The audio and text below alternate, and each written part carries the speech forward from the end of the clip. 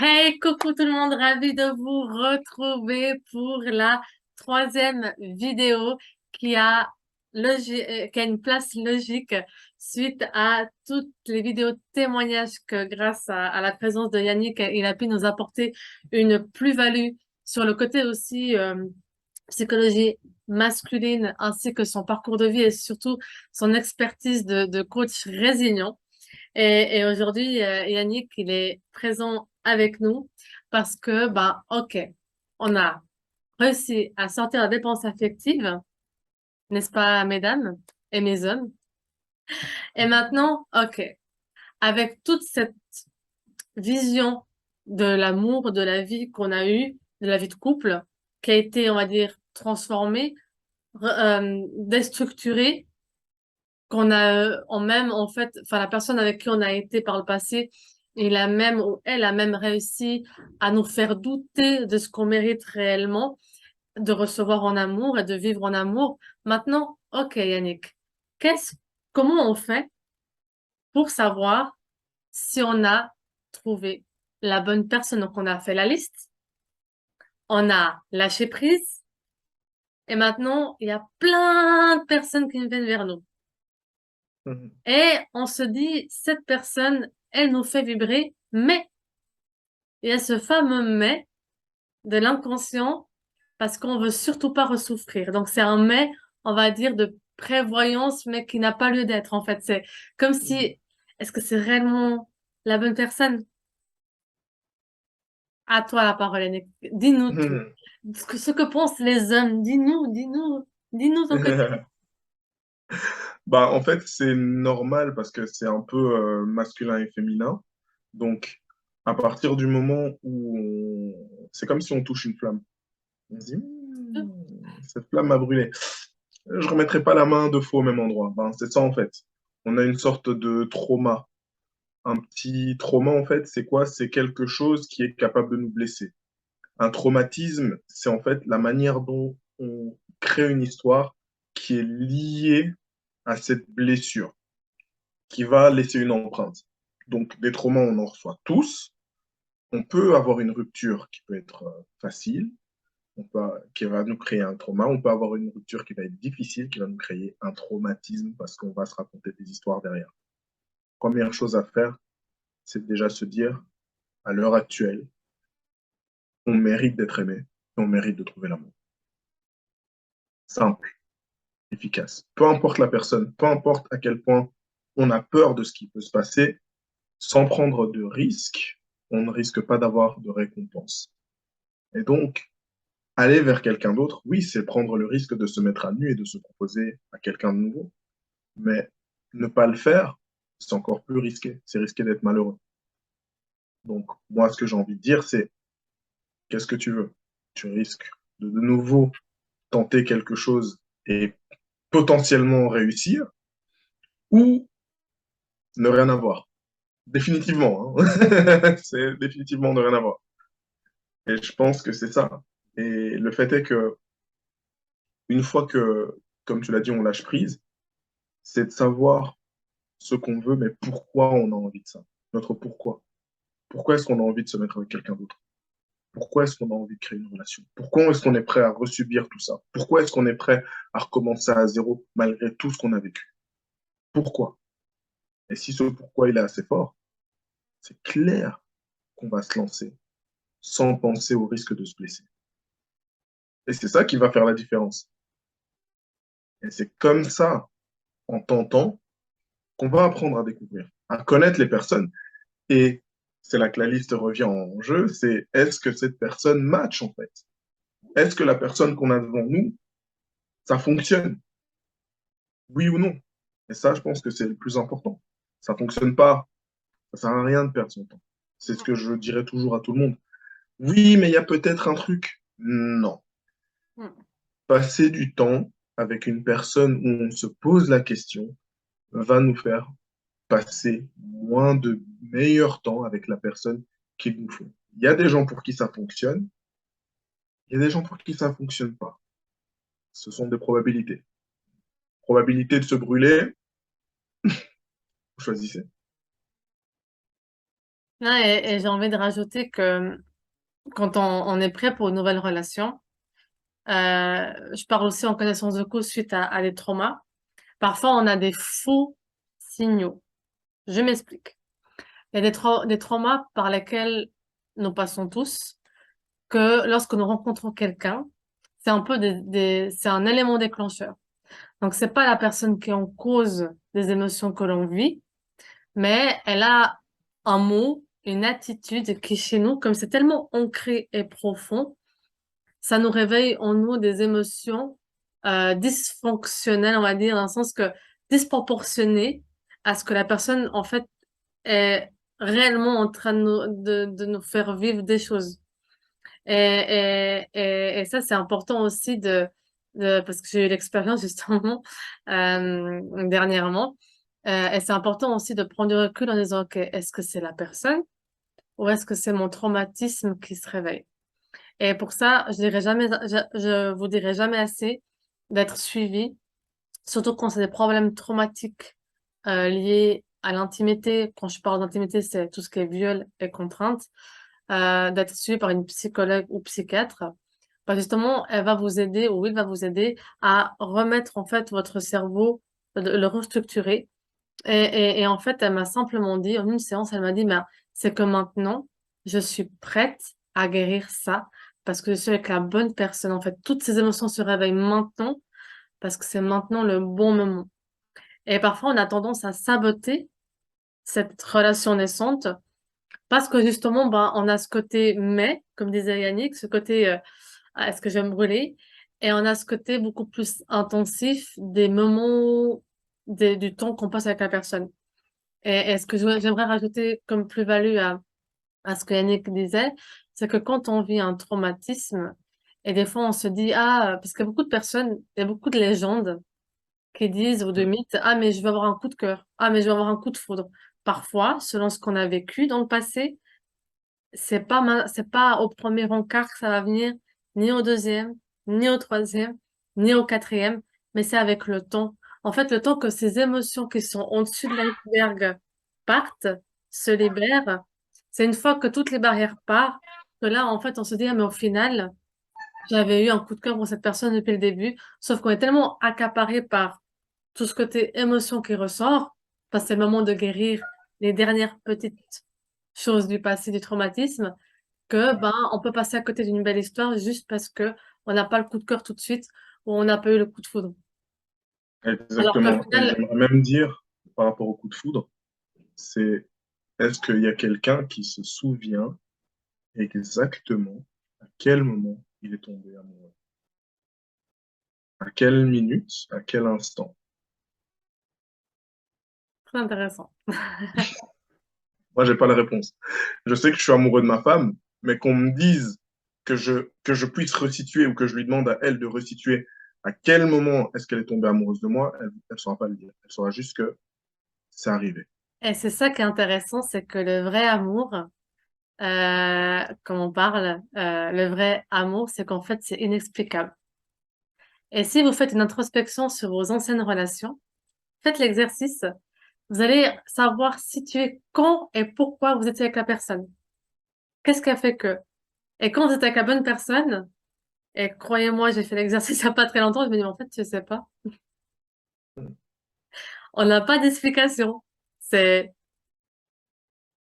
On a plus de raisons de savoir pourquoi on est amoureux que quand est-ce qu'on est tombé amoureux. Donc, le coup ça. de foudre au premier regard, c'est pas vraiment tomber amoureux. C'est une réaction chimique peut-être de quelque chose. J'ai déjà eu une sorte de coup de foudre au premier regard, oui, mais quand je compare entre ça et l'amour, ce sont deux galaxies complètement différentes, réellement.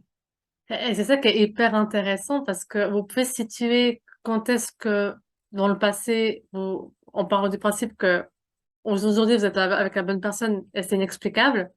Et c'est aussi un des signes pourquoi vous avez trouvé la vraie personne, c'est un des signes aussi que c'est la bonne, c'est qu'en fait c'est intemporel, on ne sait pas dans le temps. Et si on commence Mhm. à faire une introspection du passé, eh ben, vous savez quel jour vous avez rencontré votre ex. Enfin, vous avez vous êtes beaucoup plus, en fait, vous vous rappelez plus, en fait, des dates, alors qu'en fait, c'est, et c'est pas de l'amour, C'est ça. pas si significatif, ouais. C'est pas significatif. Alors que quand on est avec la bonne personne, bah, c'est tellement intemporel qu'on se rappelle même pas. On a un peu des sortes d'amnésie passagère de, oh, Mhm. il y a déjà 4 mois. Oh. Enfin, voilà, c'est en un an, Le temps 2 ans. passe, le temps file, on se regarde, on se dit, merde, ça fait quand même déjà X années qu'on est ensemble, X temps, X ceci. C'est ça. Et Le du temps coup, file. Yannick, ben, dis-nous un petit peu, on va commencer par toi, le côté psychologie masculine. Quel est pour toi les signes que tu as trouvé la bonne personne, le vrai amour? Le signe que j'ai trouvé le vrai amour, déjà, c'est que je, je reçois en fait de l'amour de manière saine. Tu vois, comparé à quand on mendie de l'amour lorsqu'on est dans une dépendance affective et qu'on en reçoit, qu'on est dans une relation où la personne nous donne en retour, euh, soit présente pour nous, nous écoute, qu'on partage et qu'on arrive à aller dans la même direction. Ça, ce sont des signes que c'est vraiment de l'amour où qu'on fasse des efforts tous les deux pour un but commun. C'est Mhm, pas que le fait d'aller dans la même direction, mais qu'on fasse les efforts ensemble pour aller. Parce que c'est bien de se dire, ouais, mais moi je veux aller là, je veux aller là, mais je laisse, mais mon ego, il parle plus. Une fois qu'on arrive à baisser en fait son ego, là, ouais. Parce que notre ego, c'est nous, c'est notre protection, c'est le fait de ne pas oser se mettre à nu, de se protéger face à ce que l'autre personne pourrait nous faire. C'est notre côté le plus vulnérable, en fait, mhm, qu'on a. Et à partir du moment où on arrive à baisser les armes et à se montrer vulnérable, et se montrer, et que l'autre aussi se montre sous son côté le plus vulnérable, là, on sait que moi c'est ça qui m'a vraiment prouvé que j'étais avec la bonne personne. C'était que j'étais prêt à faire ça et que l'autre aussi était. ouais. Pour mon côté, c'était assez subtil, mais ça va vous parler parce que vous avez vu les autres vidéos que j'ai fait avec Yannick, enfin qu'on a fait ensemble. Il m'est arrivé un événement qui m'arrive à chaque relation que j'ai eue par le passé. Mais systématiquement, il y a cet événement qui arrive. Et par le passé, j'ai toujours été seule ou j'ai saboté une relation ancienne à cause de cet événement-là. Et il y a quelque temps derrière, j'ai dû partir en urgence à l'hôpital parce que j'avais des douleurs au cœur et du coup, en effet, bah, comme je sais qu'il y a une potentielle opération, mais je fais tout pour pas, voilà, pour pas en avoir, mais c'est vrai que j'avais de la peine à respirer et je suis partie aux urgences et je voulais être seule. Je voulais être seule. Donc, systématiquement, j'ai refait le même schéma, quoi. Je veux être seule. Laissez-moi tranquille. Et c'est la première fois que, donc, la personne avec qui je suis je sais pas comment elle a réussi à faire ça parce que c'est ultra, enfin, ultra surveillé surtout quand on va aux urgences, ben voilà. Et elle a réussi à me retrouver donc dans le box où j'étais en train d'attendre d'être, j'étais monitorée, etc. Et c'est vrai que vous verrez la prochaine vidéo, on parle de ce que pensent les hommes de la maladie ou d'une femme, enfin des femmes qui ont une maladie. Et vous allez voir que ça fait écho. C'est qu'en fait, pour la première fois, la personne ne sait pas enfin, même si j'avais des doutes par rapport à ça, eh ben, parfois il y a des hommes qui ont besoin de voir les choses pour se rendre compte. Surtout quand on est quelqu'un qui est pétillante, qui sourit tout le temps, qui voilà. Il y a des hommes qui ont besoin de voir la vulnérabilité de la personne forte, parfois dans des extrêmes, ce qui a été le cas. Hmm. Et en fait, ce qui a réveillé en moi en me disant, ben, c'est lui, c'est que j'ai dû aller faire un examen ultra important qui allait déterminer en fait l'état de mon cœur. Et moi, j'avais vraiment peur qu'on me dise, ben, en fait, la cinquième opération, quoi. Je savais que cet examen allait avoir une sentence. Et pendant 30 ans de ma vie, enfin 32 ans de ma vie, même si j'allais à l'hôpital aux urgences, je me suis toujours sentie seule. Même si j'avais mes parents avec moi, même si j'avais des personnes avec moi, je me suis toujours sentie seule à ce moment-là. Et pour la première fois de ma vie, c'est bizarre à dire, mais j'étais pas seule. En fait, j'étais sereine, peu importe la nouvelle, même si je priais pour que le cœur il ait rien physiquement, enfin de plus que ce qu'il a déjà. C'est bizarre parce que j'ai eu en fait J'étais montée à l'étage, donc les urgences sont en sous-sol. Et en fait, j'avais une pensée qui est restée en bas, aux urgences. Bah, je me dis, mais en fait, Vienna, pour une fois, t'es plus seule, en fait. Tu peux baisser tes armes. Et c'est là que je me suis rendu compte qu'en fait, enfin, mon âme, j'ai senti ma vibration, euh, que je suis avec la bonne personne. Enfin, je suis assez en confiance avec cette personne pour me dire, bah, quoi qu'il advienne, je suis pas seule.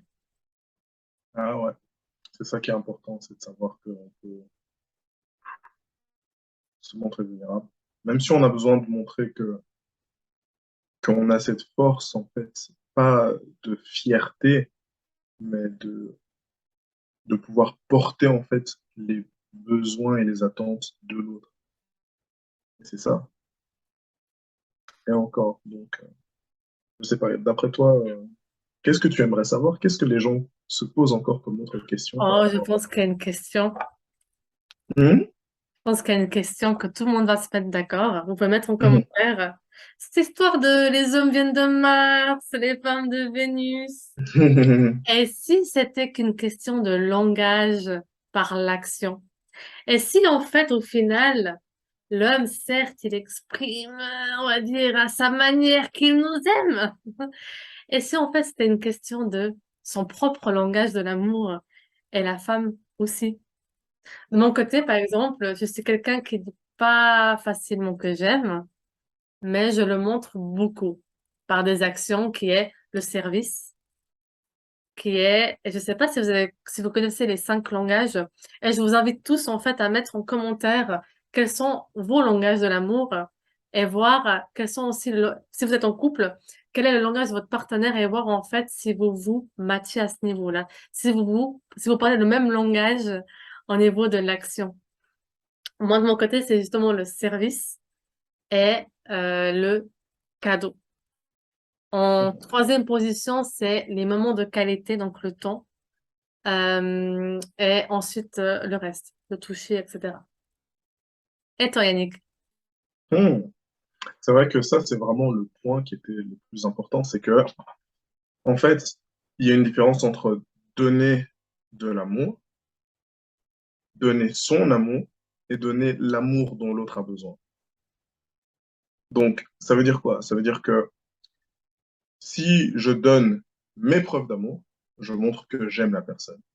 Donc, moi, je suis, donc dans l'amour, il y a le côté affectif, donc je suis quelqu'un de très affectueux. Il y a le côté temps, donc passer des moments de qualité. Ça, c'est l'autre langage d'amour. Il y a le côté parole, le fait de dire qu'on aime, le fait d'encourager tout ce qui est renforcement positif au travers de la parole. Il y a tout ce qui est attention, comme Lina l'a dit aussi, c'est le fait de pouvoir être présent, de pouvoir faire des petites choses, des petites attentions, le fait de pouvoir être à l'écoute. Ah, mais tiens, il a besoin de ça. Ah, tiens, on offre un verre d'eau. Tiens, je sais que ma femme est arrivée, je sais que je lui offre tu vois, je lui prépare son petit verre de coca comme ça, ou un petit chocolat que je dépose par là. Ça sont des petites attentions à différencier avec le cadeau. Cadeau, en dehors d'une attention, l'attention, ce sont des gestes qu'on peut faire dans le quotidien. Le cadeau, c'est prendre quelque chose, acheter ou faire et voyager, par exemple. Le fait de faire un cadeau avec le temps, tout est compatible.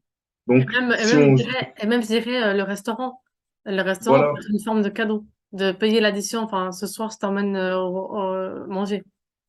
voilà. Et c'est en fait, c'est une addition de, tiens, je fais un cadeau d'aller au restaurant, mais le restaurant est combiné avec le temps, le moment de qualité, la petite bulle qu'on fait à deux. Et ce qui est important, c'est, OK, on montre notre langage de l'amour.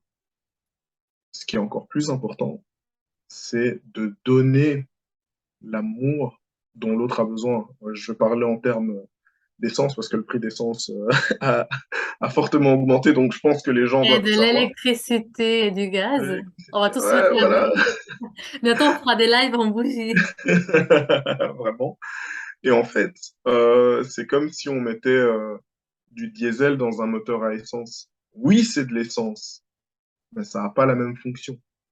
C'est pour ça que, OK, on sait quel type d'amour on donne, mais ne pas donner le type de carburant dont l'amour de l'autre, dont l'autre a besoin pour fonctionner. C'est ça qui est fatal. Donc oui, on peut faire des cadeaux. Oui, on peut dire oui, mais tu vois pas que je t'aime parce que je fais ça, je fais ça, je fais ça. Non, si on aime vraiment l'autre personne, on lui montre qu'on l'aime de la façon qu'on l'aime et on comprend aussi qu'elle a besoin qu'on lui montre comme elle a besoin, ou comme lui, il a besoin qu'on lui donne de l'amour. Personne va charger une voiture à essence avec une prise électrique comme si c'était une Tesla, parce que ça fonctionnera pas. La voiture va pas rouler. C'est la même chose que la relation. La relation va pas rouler. Donc, pourquoi est-ce qu'on va recharger une voiture qui fonctionne à l'essence si elle n'est pas prévue pour ça? C'est pour ça que c'est important de donner ce qu'on veut montrer. Comme ça, la personne se dit, OK, il me montre au quotidien qu'il m'aime, parce que c'est la preuve que vous aimez réellement la personne, et qu'en plus de ça, vous vous adaptez à son langage et vous montrez encore que vous aimez. Parce que si on dit oui, mais moi j'ai besoin de cadeaux, j'ai besoin de ça, ouais, ok, c'est facile. Et c'est là où j'ai envie que les gens ne se trompent pas. C'est pas parce qu'on dit, parce que oui, l'autre devrait savoir ce que. Non, non, non, non. Ok, tu veux dire ce que tu aimes, Même si vous vous et on ressemblez peut beaucoup, t'offrir. même si vous vous Voilà, ressemblez beaucoup, personne ne sait ce qui se passe dans la tête de l'autre. exactement. On peut dire, l'autre peut nous dire et peut être sincère avec ce qu'il attend, mais ce n'est pas parce qu'on donnera exactement ce que l'autre attend qu'on ne va pas donner qui nous sommes.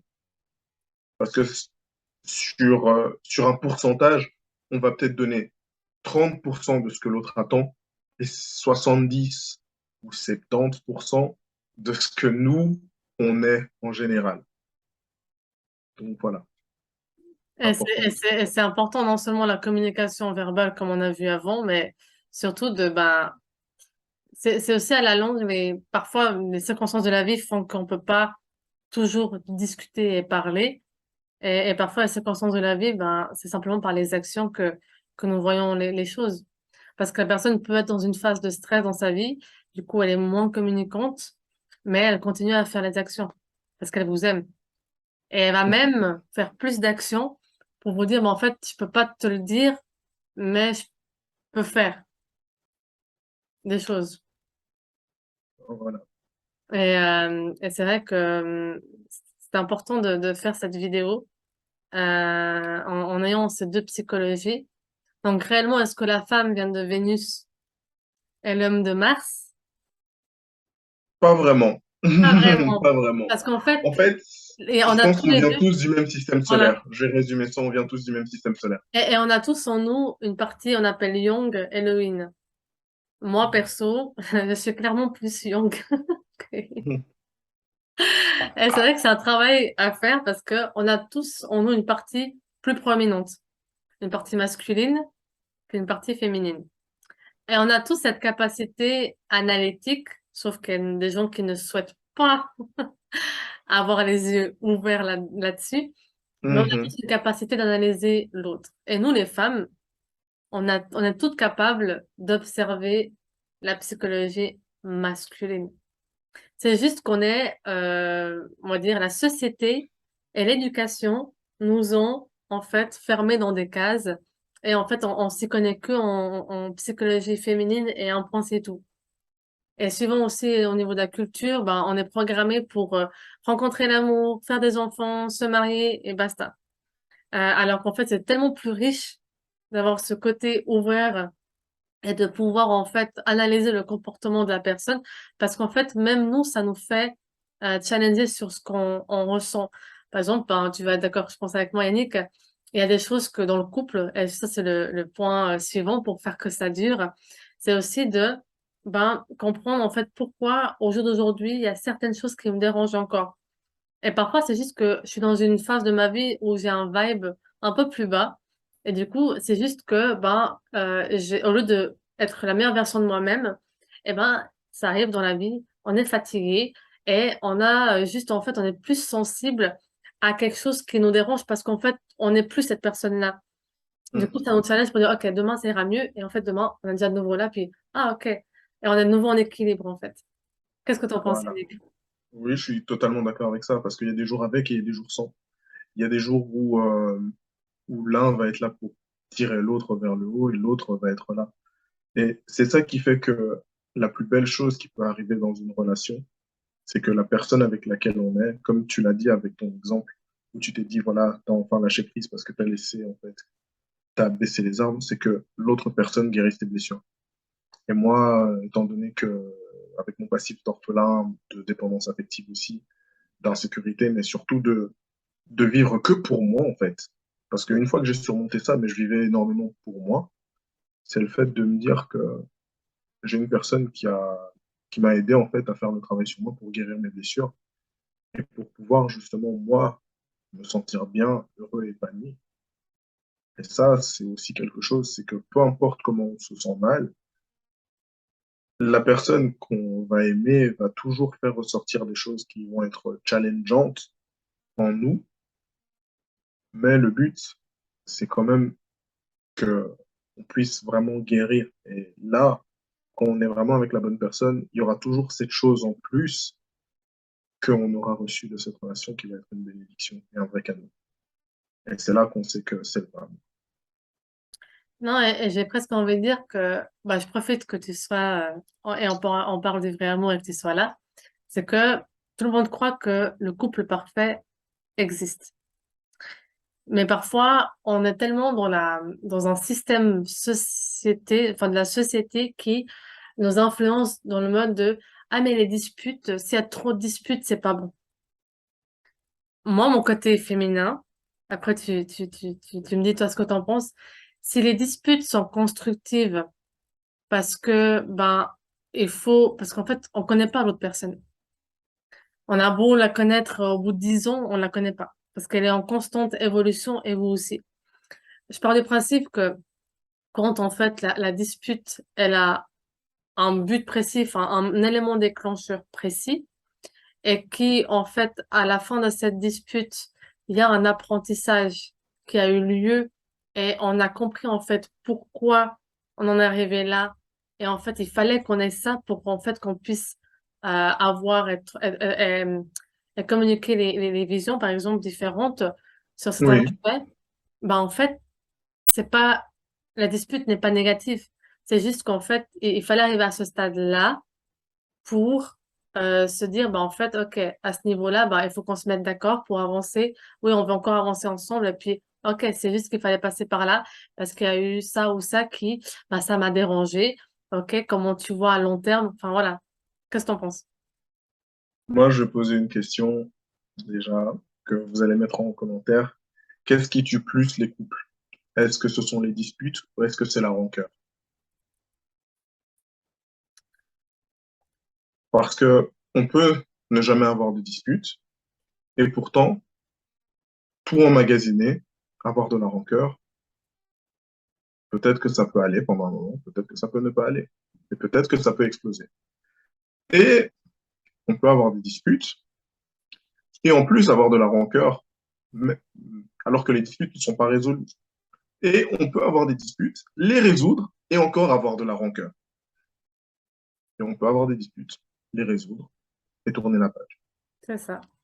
Et donc, voilà, maintenant vous savez mon point de vue, ou vous avez peut-être été biaisé par ce que je viens de dire, mais pour moi, les disputes sont une preuve que vous voulez faire quelque chose. En fait, c'est comment dire, une dispute, c'est un carrefour, c'est le carrefour du couple. Chaque dispute est un carrefour qui soit va vous séparer, soit vous amener encore plus loin dans votre voyage, tout simplement. Et à partir du moment où il y a des disputes, et je vais rajouter encore quelque chose de plus, c'est qu'à un moment, plus on arrive à communiquer, plus on arrive à mieux s'entendre. On croit en fait que les disputes, c'est ouais, là, on se crie dessus. Non, on peut se disputer et dire non, écoute, moi je suis vraiment pas d'accord avec ça. Parce qu'en même temps, toi, tu vois, ta vision, elle est de telle par rapport à l'éducation des enfants. On va parler de l'éducation. Oui, mais toi, par exemple, tu as une vision différente parce que tu as une autre culture, parce que tu es africain, moi je suis européen, et nanana, nanana, ou bien par rapport à la foi, par rapport à la religion. On peut avoir des disputes comme ça, mais une dispute n'est pas forcément se crier dessus et se taper dessus. Et Et surtout c'est pas, ça, en en fait. fait. Ouais. Et Là, ce que j'ai envie de te rejoindre là-dedans, c'est qu'en fait, le plus important, c'est pas la dispute, c'est comment elle est résolue. Et là, j'ai fait l'aparté sur la dépense affective et tout ce qu'on a dit jusqu'à aujourd'hui.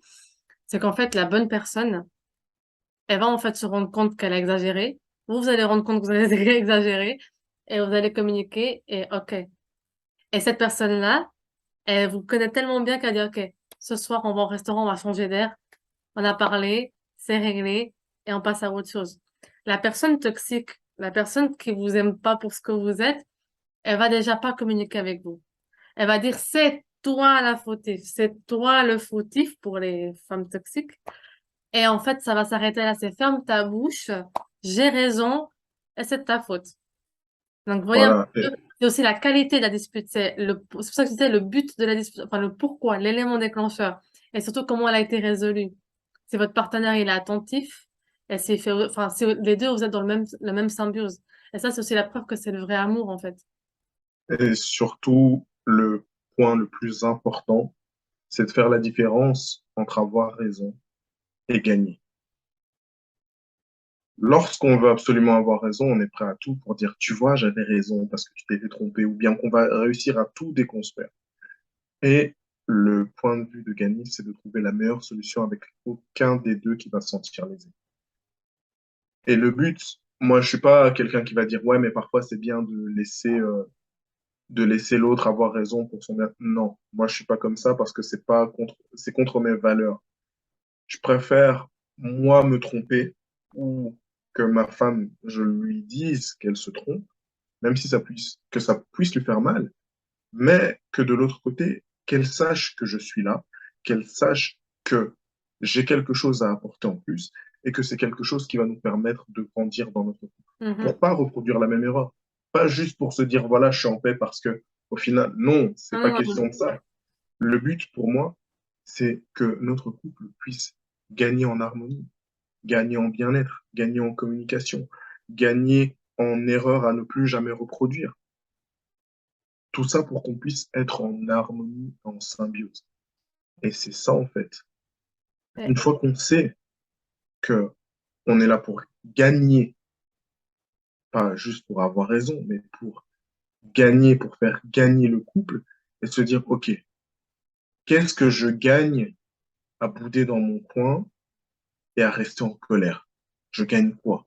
Ça, c'est la Au fille. lieu d'aller et de parler. C'est par ça que je veux dire vraiment le terme j'y gagne quoi? Qu'est-ce qu'on y gagne? C'est important de savoir ce que vous voulez gagner et pourquoi vous voulez gagner et ce que le couple aura à gagner.